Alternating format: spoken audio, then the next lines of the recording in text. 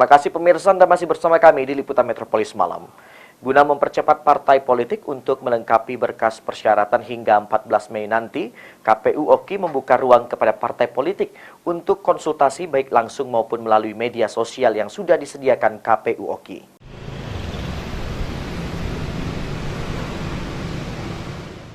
Di pertengahan, yakni tanggal 9 Mei 2023 ini, sudah mendekati pertengahan batas pendaftaran bakal calon legislatif partai politik yang batas akhirnya yaitu 14 Mei nanti.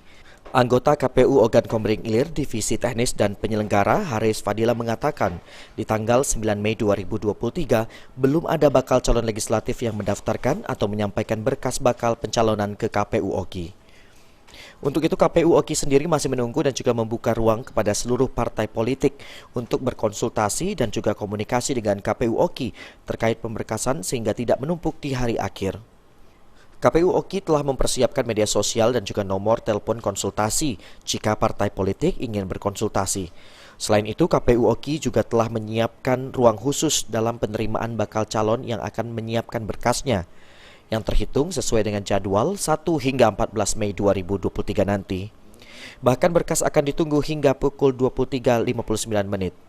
Nomor 10 tahun 2023 bahwa pendaftaran atau pembukaan pendaftaran bakal caleg itu dimulai dari tanggal 1 sampai tanggal 14. 1 sampai tanggal 13 itu dibuka dari pukul 8 sampai pukul 4 sore.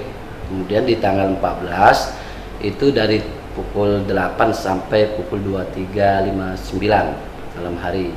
Nah, hari ini merupakan hari ketiga, hari keempat. Hari pertama itu belum ada yang datang sini untuk mendaftar, hari kedua dan hari ketiga. Nah, untuk hari ini kita belum tahu karena belum ada yang konfirmasi bakal datang ke KPU untuk mendaftarkan calegnya dari partai politik. Ahmad Romawi, PAL TV.